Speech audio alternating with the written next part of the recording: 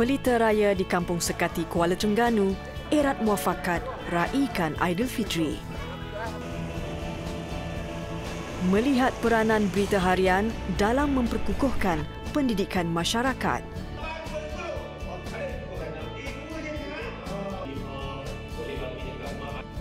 Dan keunikan cendol yang diperbuat daripada pokok sagu. Paparannya sebentar nanti.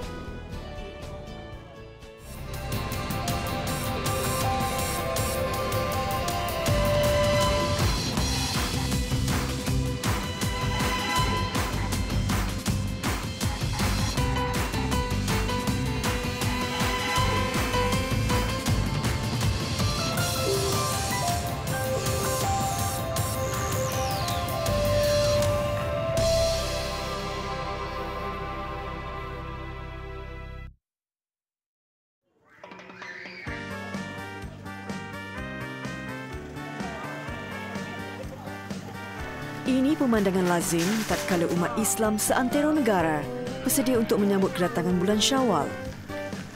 Limpahan cahaya pelita minyak tanah menyerikan persekitaran kampung tempatan. Ia bukan hanya untuk nilai estetika luaran semata-mata. Cahaya pelita yang menyala umpama bukti keutuhan hidup bermasyarakat.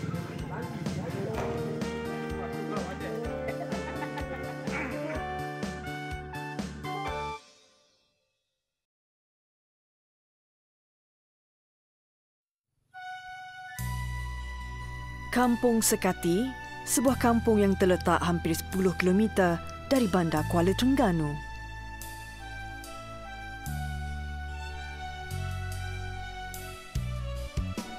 Hari ini anak jati kampung ini, Muhammad Razali Abdullah, membawa anak-anak buahnya ke lokasi kegemarannya mencari buluh. Razali atau lebih dikenali sebagai Pak Manan mencari buluh untuk membolehkannya menyiapkan projek pelita buluh yang dimulakan Pak Manan sebulan lalu.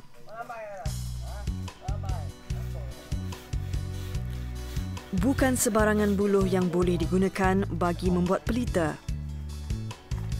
Untuk menghasilkan pelita buluh berkualiti, buluh tebal seperti buluh betung dan buluh duri diperlukan bagi mengelakkan ia mudah pecah ketika proses pembikinan pelita. Selain itu, usia buluh juga memainkan peranan penting dalam memastikan mutu tinggi sesebuah pelita.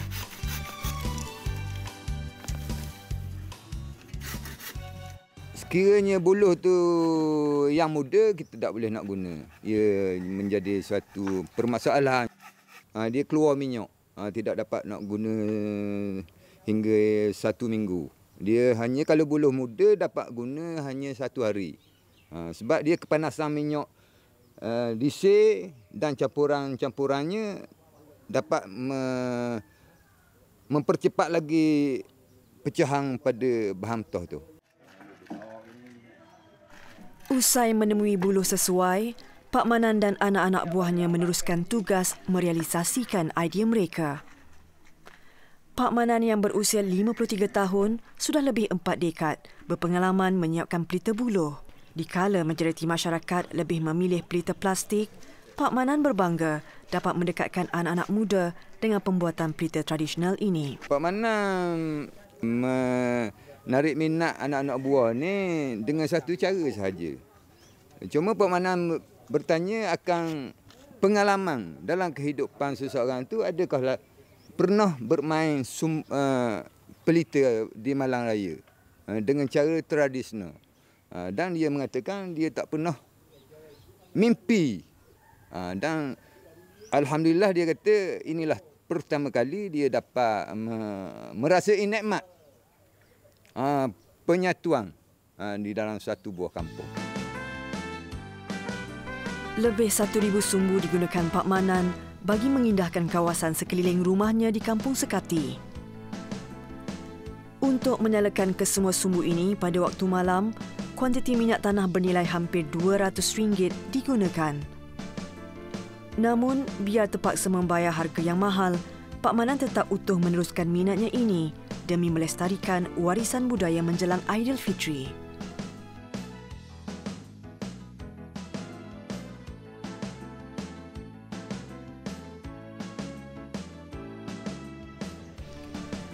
Sementara itu di kawasan berhampiran, Mamat Ismail dan keluarganya berkumpul bagi membincangkan perihal perhiasan pelita di persekitaran rumah mereka bagi menyambut ketibaan Syawal esok. Keluarga Mamat antara keluarga yang terlibat mewakili Kampung Sekati bagi pertandingan pelita raya anjuran Jabatan Pelancongan Negeri Terengganu. Saya sebenarnya sekalinya, ini adalah kali pertama lah untuk pertandingan pelita raya ni. Sebelum pada ni, kita sambut macam Hari Satu Malaysia, 13 Ogos. Jadi, semua perayaan tu jadi keluarga saya ni, keluarga Mafa ni, begitu itulah naikkan semangat untuk menjatuhkan anak-anak, pendekatan anak-anak natu lah. Gitulah. Jadi, oleh kerana minat saya tu, minat saya buat sendiri semua. Macam le tu, macam pelita raya, jadi mari idea sendiri. Jadi terpakatlah anak-anak apa semua tu ni combine sama, kerja sama, jadi supaya dapat menjayakan satu benda tu lah. Apa yang matlamat kita nak buat tu. Antara yang membantu Mamat ialah anaknya, Muhammad Izzat. Berusia 20 tahun, Izzat antara tulang belakang projek pelita raya di rumahnya ini. Usia muda tidak menghalang Izzat dalam mendalami seni perhiasan pelita raya. Sesuai usianya, Izzat menggunakan teknologi tersedia dalam menyediakan lakaran projeknya ini. Idea ni biasanya kalau saya sendiri, saya buat research di internet. Benda tu pentinglah untuk guna teknologi moden sekarang. Saya research di internet macam mana dia buat satu bunga, pelita buluh apa semua, tapi semua idea ni sama-sama memberi idea ni. Tapi untuk permulaan idea tu memang kita akan tengok yang mana dah buat dalam internet yang lepas-lepas tu kan. Kita ubah suai sikit untuk membentuk satu benda yang baru. Proses menyiapkan hiasan pelita raya ini merapatkan hubungan antara Mamat dan Izzat. Percambahan idea hasil perbincangan mereka melahirkan konsep pelita menggunakan bahan terpakai dan buah-buahan tempatan. Mamat sendiri teruja dengan hasil buah fikiran anaknya. Walaupun begitu, menyiapkan projek ini mencabar dan memerlukan kesabaran tinggi.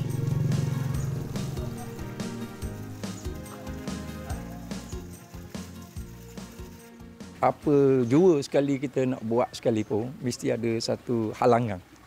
Jadi halangan ni kita dengan kesabaran lah. Dengan sabar, kita buat dengan tekun, dengan sabar. Supaya nawa itu kita nak buat tu biar jadi, biar berjaya. Jangan sampai kat jalan lari, sampai jalan tinggal. Kita tak macam tu. Walaupun biarlah kita buat dengan tangan sendiri, walaupun orang kata macam ni. Jadi kita puas bahawasanya bukan nombor tu nombor 1 ke nombor 2, nombor 3. Jadi masalahnya kita puas benda tu ada sambutan, bahawasanya apa yang kita buat orang ada hargai. Jadi ada hargai benda apa yang kita buat tu.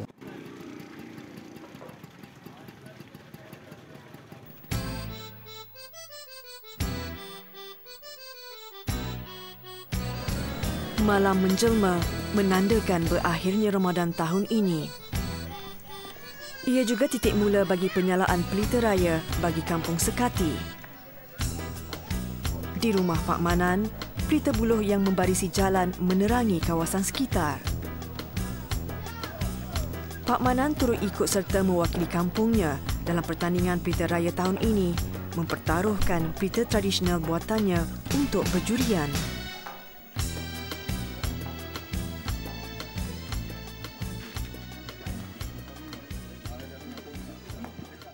Pak Manan harapkan supaya kerajaan negeri ke pihak yang berkuasa di dalam kampung tempatan ke mengadakan pertandingan permainan pelita raya ni setiap tahun sekiranya boleh. Ia dapat menyatukan penduduk di kampung ini dan persekitarannya akan datang bersukaria di dalam satu kampung dan dapat mengenali antara satu sama lain. Di rumah Mamat juga, sanak saudara dan jiran tetangga sudah memenuhi pekarangan rumah untuk membantu menyalakan pelita. Limpahan cahaya pelita raya membangkitkan kegairahan Mamat dan penduduk kampung yang lain dalam menyambut ketibaan Aidilfitri. Lazimnya, pelita raya di rumah Mamat lebih minimal berbanding hari ini.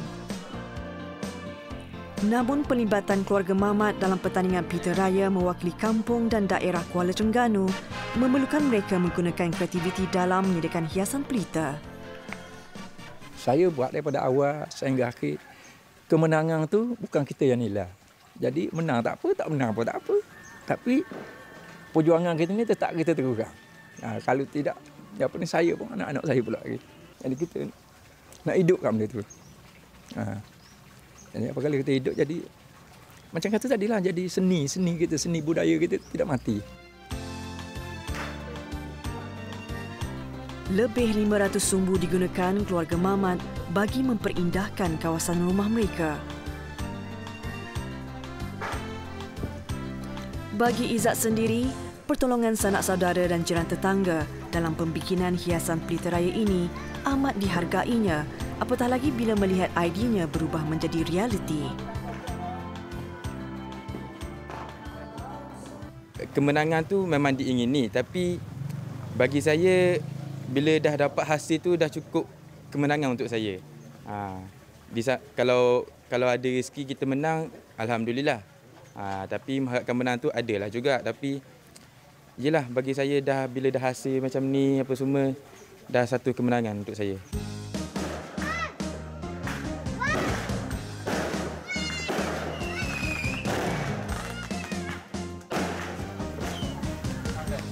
Aidilfitri datang lagi.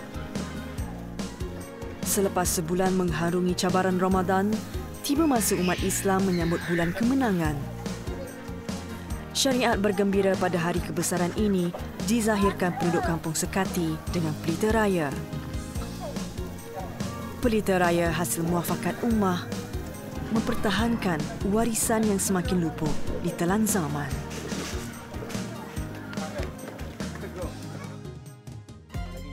Betul? Akhbar didik pelita raya ini, sisipan didik ini, dia hanya membantu. Dia hanya bahan sokongan.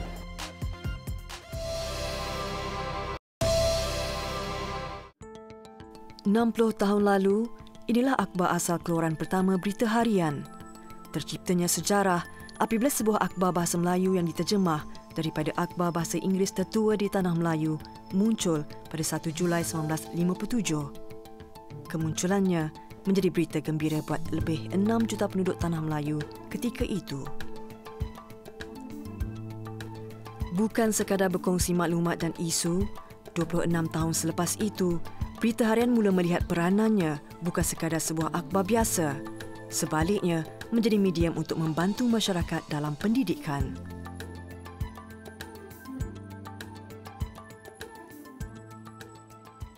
Dari segi pendidikan, apa jua yang kita buat, sama ada laporan atau aktiviti, dia hendaklah memberi pendidikan atau knowledge pada masyarakat. Hari ini objektifnya semakin nyata. Demi anak bangsa, siapa sangka mereka menyelusuri segenap ceruk rantau untuk berkongsi ilmu. Kita bukan saja pergi di kawasan pinggir bandar, tetapi betul-betul di pedalaman. Kita sedikit sebanyak berita harian telah berjaya membantu pelajar-pelajar di luar bandar. Kepayahan dan cabaran dilalui oleh unit pendidikan berita harian bersama guru-guru berdedikasi yang menyumbang bakti di bawah unit ini. 6 dekad berita harian merentas masa, baktinya tidak ada sempadan. Lidah rakyat kini menjadi jentera pengukuh sistem pendidikan.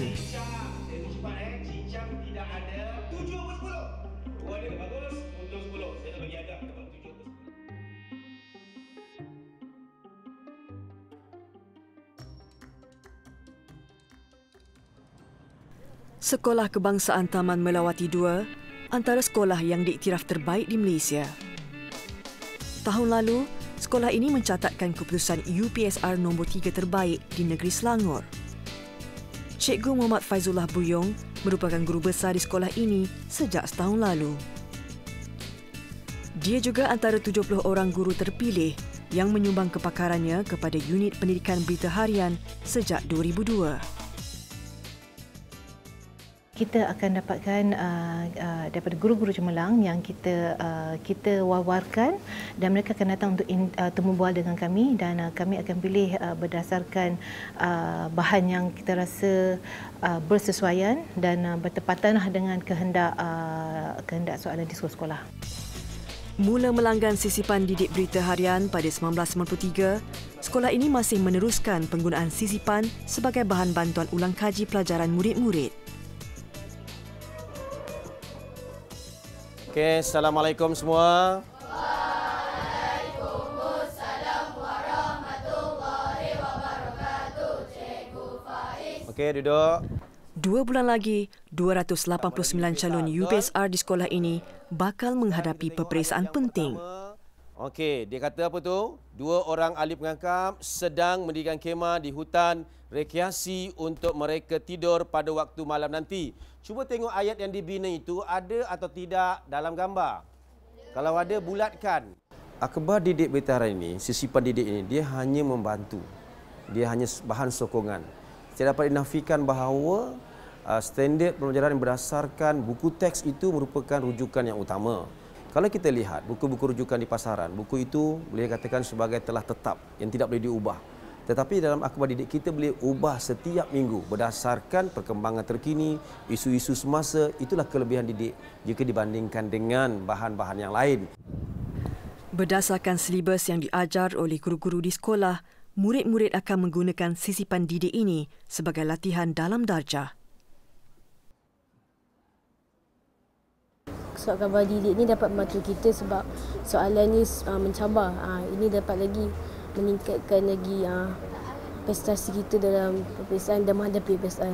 Surat khabar didik ni dia macam ada nota-nota, dan kalau cikgu masuk dalam kelas, cikgu akan terangkan nota-nota ni dan cikgu bagi tips cara nak jawab.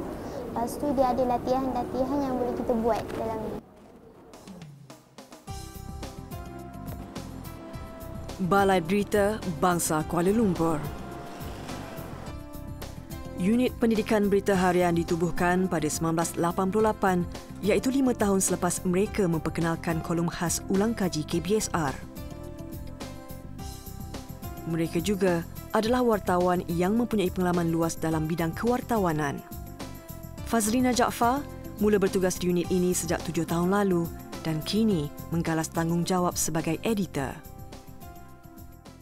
Kadang-kadang bila dalam proses kita masukkan dalam reka bentuk ni, dia ada kesilapan sedikit ni. Jadi kita akan betulkanlah macam ni contoh kan, ini sepatutnya warna digelapkan sebab kita ikut betul-betul skema pemakahan ataupun skema yang format penyoalan yang disediakan oleh lembaga peperiksaan ya. Dan ini adalah latihan ulang kaji. Walaupun latihan ulang kaji, kita tetap pastikan soalan kita adalah seiras dengan peperiksaan.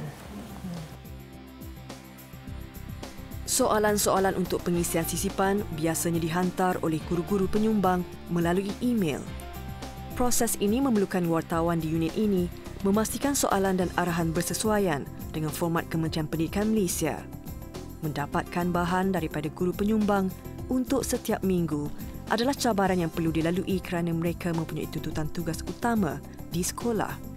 Sehingga kini, 70 orang guru cemerlang berdedikasi memastikan sisipan pendidikan Berita Harian sentiasa berkualiti. Daripada masa letak ni kita akan lihat sebab guru-guru dia akan menyediakan arahan bagaimana nak menyediakan ilustrator yang seperti yang dikehendaki berdasarkan soalan yang disediakan. Artis grafik kami akan menyediakan ilustrator ini secara kreatif berdasarkan kehendak soalan. Grafik merupakan proses penting yang mampu membantu murid dan pelajar lebih memahami soalan yang diberikan. Kreativiti pereka grafik diperlukan untuk memastikan siri ulang kaji Berita Harian ini lebih menarik. Berita Harian satu-satunya akhbar yang mempunyai 4 buah sisipan pendidikan berbeza mewakili murid sekolah rendah, menengah rendah, menengah atas dan universiti. Konsep akhbar dalam darjah melalui berita harian ini bermula setelah mereka melakukan perbincangan dengan persatuan akhbar di luar negara, antaranya di Dallas, Amerika Syarikat dan Australia. Konsep akhbar dalam darjah ni dah bermula di luar negara daripada tahun 1940-an lagi. Jadi kita melihat bagaimana keberkesanan konsep akhbar dalam darjah di luar negara dan kita terjemahkan ke dalam akhbar berita harian ketika itu. Bertindak sebagai pengarang kumpulan berita harian sejak 2013, Datuk Mahfar Ali sentiasa menekankan 4 teras menjadi tunggak berita harian. Eksklusif, pendidikan, komuniti dan gaya hidup, apa jua dilakukan harus melihat kepada objektif iaitu mendidik khalayak melalui teras ini. Selain daripada sisipan yang kita hasilkan juga, kita juga salah satunya akhbar yang mengadakan seminar untuk pelajar, bengkel untuk guru dan juga kita menghasilkan buku panduan untuk pelajar. Selaras dengan era digital, kita terbabit dalam mengeluarkan platform digital yang itu Full Emak. Ini adalah satu tanggungjawab yang peminat berikan pada saya yang nak pastikan adakah saya akan berjaya lagi pada tahun hadapan.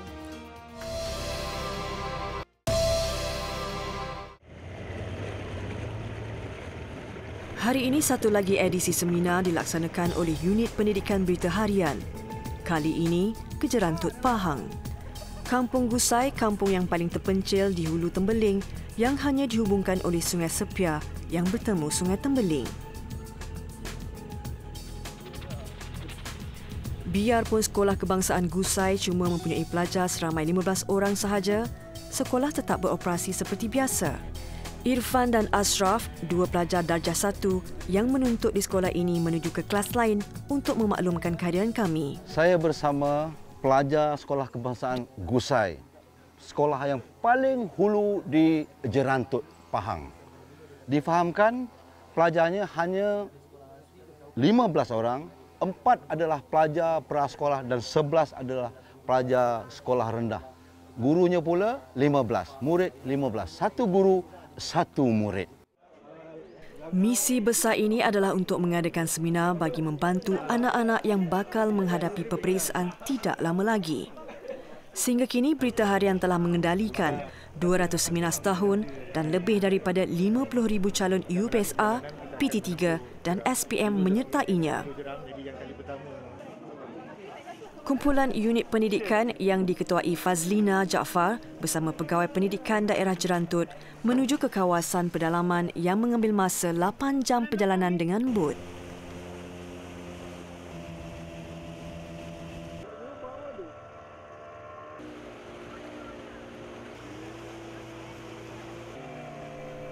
Menjelang senja, akhirnya mereka menjejakkan kaki ke kampung terpencil yang hanya dihubungkan melalui laluan sungai.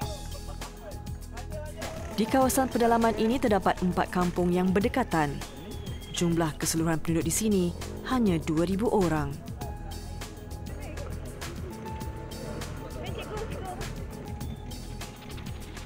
Dari Kampung Bantal, mereka menuju ke Kampung Gusai untuk membuat lawatan bagi memberi motivasi kepada pelajar yang jauh terpencil dari kesibukan dan kemajuan kota.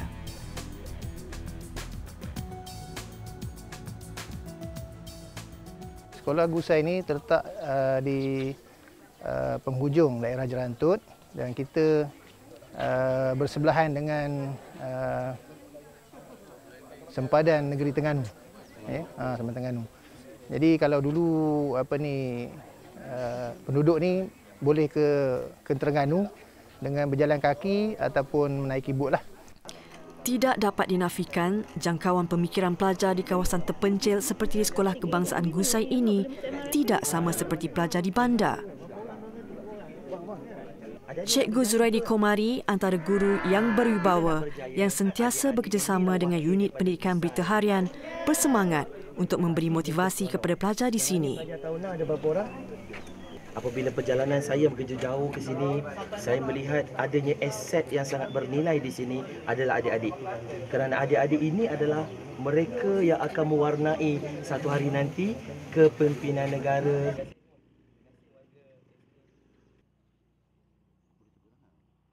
Cabaran dia ialah peratus satu pelajar itu mewakili peratus yang tinggi lah. Bermakna kalau 2 orang pelajar UPSR tu, kalau seorang gagal dah menarik 50% daripada jumlah lulus tu. Jadi cikgu terpaksa bekerja keras lah untuk memastikan pelajar tu betul-betul berjaya lah. Perjalanan dari Sekolah Kebangsaan Gusai ke Kampung Kuala Sat mengambil masa hampir 2 jam. Demi perjuangan untuk membina generasi yang cemerlang menjadi pendorong semangat mereka untuk menemui pelajar di sini.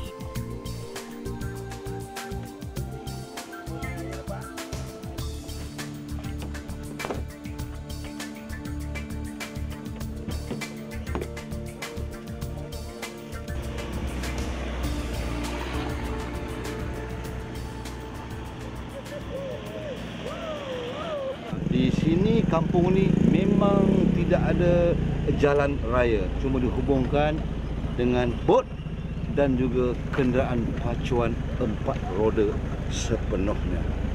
Benar-benar kampung yang terpencil. Begitu mencabar bagi kaki tangan unit pendidikan Berita Harian ini sampai ke kawasan pendalaman di sini. Sekolah Kebangsaan Kuala Sat, Hulu Tembeling mempunyai lebih 100 pelajar dengan bilangan guru seramai 15 orang. Kedatangan unit pendidikan Berita Harian memang sangat dialu-alukan oleh guru serta murid kerana mereka akan memperolehi sesuatu yang amat bermanfaat. Kehadiran Cikgu Faiz dan guru-guru terbaik yang lain mampu menyuburkan potensi pelajar bagi mencapai kecemerlangan. Kita bekerja daripada Isnin sampai Jumaat dan pada Jumaat kita akan bergerak untuk seminar untuk menganjurkan seminar ni di seluruh negara. Kepuasan kita apabila kita melihat kanak-kanak ataupun murid-murid ni, pelajar ni dia mendapat teknik-teknik terkini menerusi seminar yang kami anjurkan ni yang disediakan oleh guru-guru. 10 tahun berpengalaman menjadi penyumbang soalan sisipan didik dan pakar motivasi di bawah Berita Harian, Cikgu Faiz sentiasa bersemangat untuk terus berjuang kepada anak-anak bangsa yang dahagakan ilmu. Kalau dahulu hanya di kelas, kini platformnya dikembangkan iaitu melalui akhbar. Ini adalah sebahagian daripada sumbangan kita. In fact, malah kita boleh katakan Berita Harian menjadi sebahagian daripada sistem pendidikan itu. Berita Harian banyak merintis jalan ke arah benda-benda tertentu. Kita adalah salah satu je akhbar yang mengiktiraf peranan peminat dalam mengangkat martabat artis, populariti artis. Dan ini juga menjadi ikutan pihak-pihak lain. Dan joran pun begitu juga, kita telah menghidupkan industri memancing dengan mengadakan siri joran dipanggil GP Joran. Tahun ini juga menjadikan 30 tahun kewujudan anugerah Bintang Popular yang menjadi penanda aras populariti artis tempatan. Tahun demi tahun, Majlis Anugerah Terhebat yang sentiasa dinantikan peminat hiburan tanah air ini sudah sinonim dengan akhbar Berita Harian. Mengiktiraf kuasa peminat sebagai juri utama menentukan pemenang secara tidak langsung menjadikan mereka sebagai medium yang menyatukan artis dan masyarakat.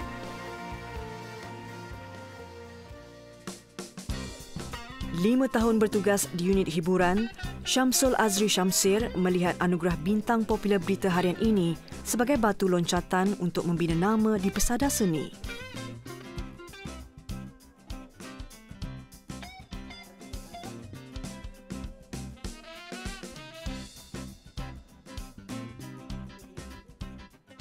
Kita dapat melihat bagaimana melalui platform ABP BHRT itu dapat berkembang dari segi karier dia lah. Kak Waji pernah menangi trofi pelakon filem popular pada ABBBH yang pertama. Jadi selepas 30 tahun, di mana Kak Oji sekarang? Jadi begitu besarnya perubahan yang dilalui oleh dalam karier Kak Oji. Jadi begitulah matlamat kita bila menganjurkan ABBBH, kerana kita bukan saja mengangkat populariti itu sendiri, tapi prestasi ataupun keupayaan artis itu untuk meningkatkan produk dan kemahiran mereka dalam meneruskan kelangsungan karier masing-masing lah. Datuk Siti Nurhaliza merupakan artis yang mempunyai rekod kemenangan terbanyak melalui anugerah Bintang Popular Berita Harian ini. Anugerah Bintang Popular Anjuran Berita Harian pada 1996-97 telah digabungkan dengan anugerah Skrin TV3. Edisi itu memperlihatkan Siti Nurhaliza yang baru setahun bergelar artis dipilih sebagai artis paling popular. Anugerah Bintang Popular saya rasa memang patut diteruskan sampai bila-bila. Ini adalah satu tanggungjawab yang peminat berikan pada saya yang nak pastikan adakah saya akan berjaya lagi pada tahun hadapan. Kerana itu planning yang dilakukan oleh syarikat rakaman dan juga syarikat saya sendiri, Sneruza Production, kita selalu akan plan 5 tahun ke depan. Anugerah itu telah menjadikan platform pertamanya mencipta nama sebagai anak seni hingga ke hari ini. Bermula tahun 2012, transformasi ke arah digital kini semakin digiatkan untuk memenuhi kehendak pembaca kini. Setakat ini, Berita Harian mempunyai hampir 10 juta pembaca elektronik dan versi tradisional. Kalau kita lihat dari segi platform digital kita,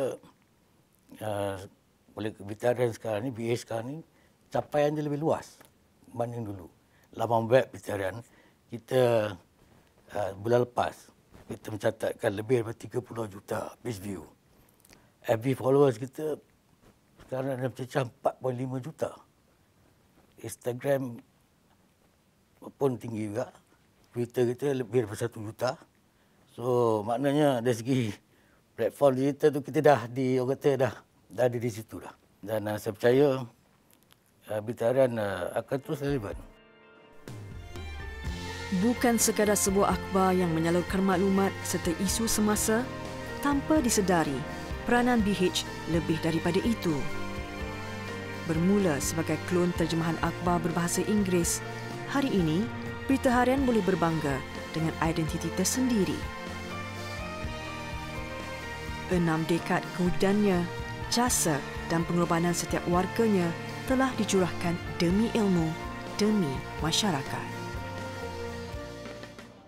Favorite daripada kecil. Ni sagu dia kenyang, orang kata lembut-lembut kenyang, sedap, memang akan sukalah. Siapa yang biasa suka, dia suka.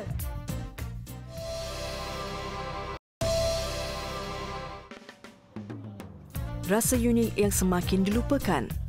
Ia warisan zaman berzaman yang memerlukan ketekunan dalam penyediaan. Rohaisha Muhammad Tahar, 50 tahun, generasi yang masih mengusahakan cendol sagu buatan sendiri.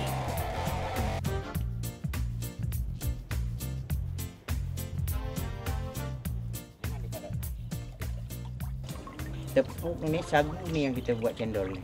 Tapi kena keringkan dulu.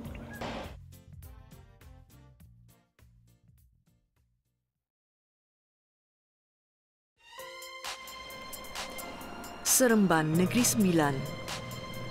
Cendol sagu rumbia menjadi salah satu makanan yang harus dicuba oleh mereka yang berkunjung ke sini. Lokasinya yang terletak di tepi jalan dengan papan tanda yang cukup menarik menggamit pengunjung untuk singgah bagi menikmati cendol sagu. Hari ini Rohai Syam atau lebih mesra dipanggil Pak Syam meneruskan rutinnya.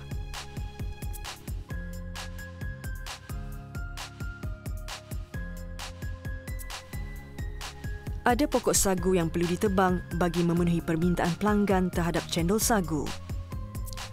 Pak Syam akan memeriksa gergaji miliknya bagi memastikan proses untuk menebang pokok berjalan dengan lancar. Dulu, kampung ni semua buat cendol. Buat lempeng, tapi bila generasi tua habis, tinggal satu generasi yang ni, satu orang tua, saya belajar pada dia balik. Bila saya belajar, mula penerimaan orang sagu rumbia buat cendol, dia tak faham. Dia ingat cendol hijau saja. Tak ada cendol sagu. Saya cuba bawa keluar. Orang sekarang ni dia lain. Dia mesti nak cari yang lama juga. Itu pasal saya cuba buat macam mana nak usahakan lagi, nak menaikkan lagi. Pak Syam mahu pelanggannya menikmati sagu asli yang enak serta kenyal. Baginya sedikit usaha keras bukanlah apa-apa berbanding dengan kepuasan yang terpamer di wajah pelanggan apabila menikmati cendol sagu hasil air tangannya itu.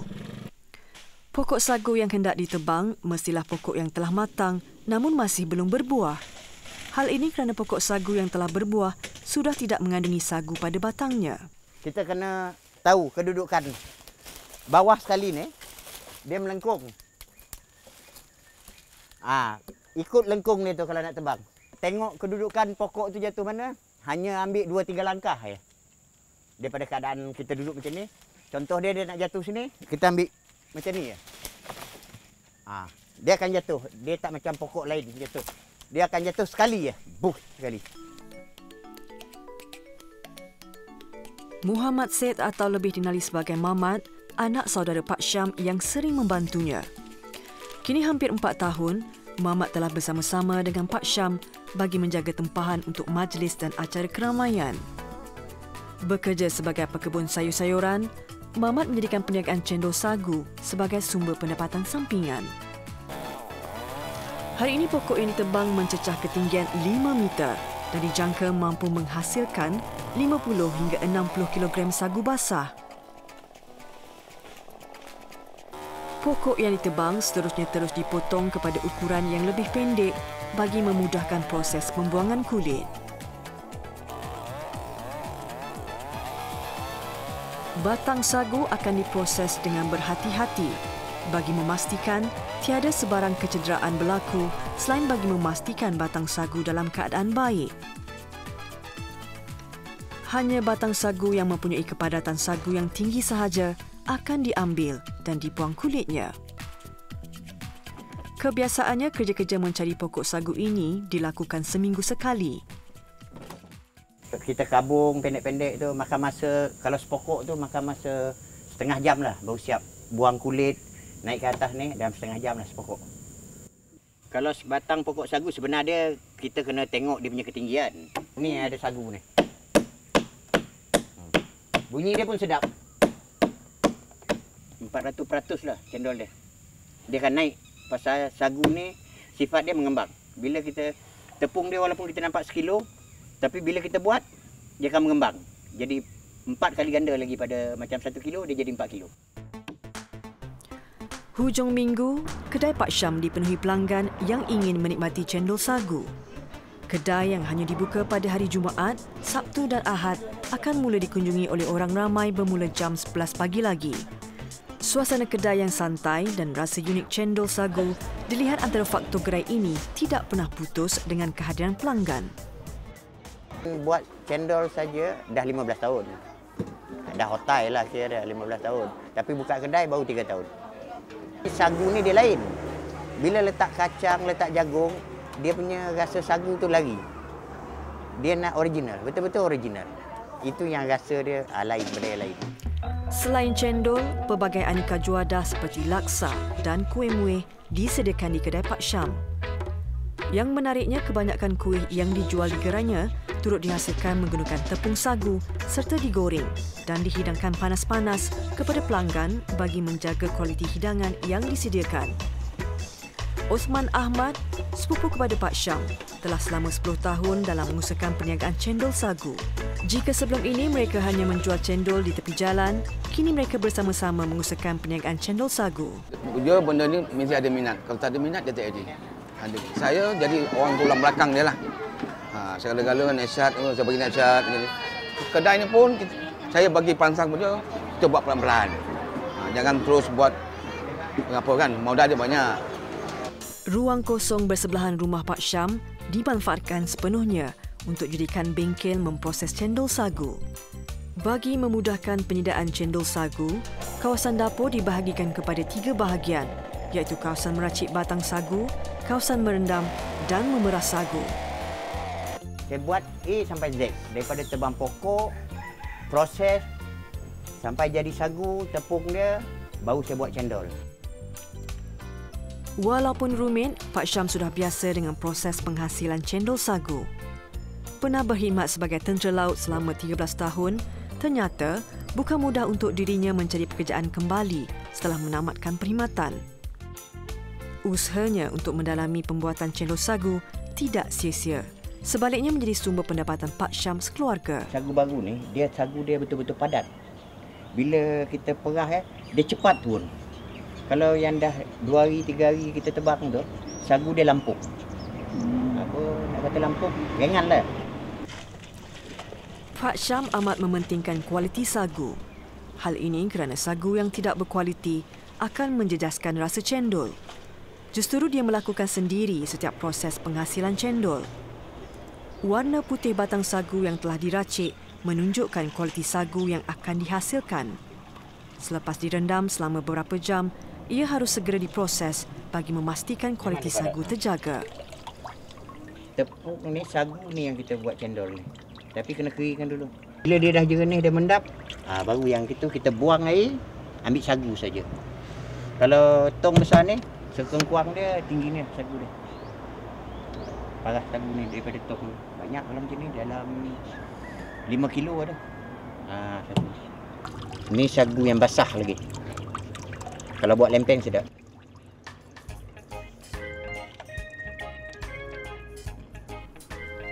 Menurut Pak Syam, tepung sagu yang dihasilkan boleh dikeringkan menggunakan ketuha. Namun rasa dan warna tepung sagu akan berubah dan menjejaskan kualiti rasa cendol. Penggunaan cahaya matahari dalam proses mengeringkan sagu adalah pilihan terbaik kerana ianya memberikan rasa asli pada cendol yang dihasilkan.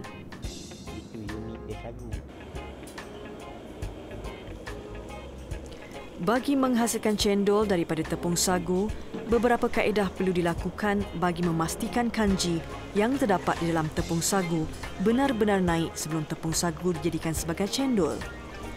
Hal ini bagi memastikan cendol yang dihasilkan cukup kenyal dan enak untuk dikunyah. Mengambil sedikit masa, namun hasil pada hari ini cukup memuaskan hati Pak Syam. Pak Syam merupakan generasi ketiga yang mewarisi resepi cendol sagu. Rumit, itu proses yang perlu dilalui. Lazimnya, proses menghasilkan cendol sagu memakan masa selama 2 hari untuk memperolehi cendol yang betul-betul berkualiti.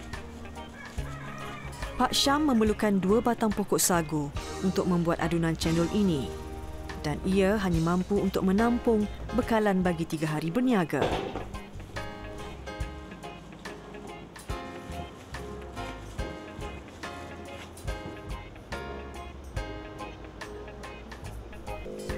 Cendol yang dihasilkan menjadi dan kuantiti yang diperolehi pada hari ini juga cukup untuk menampung permintaan pelanggan yang datang dari seluruh pelosok negara kerana pernah menjadi tular melalui satu artikel yang disiarkan oleh akhbar tempatan.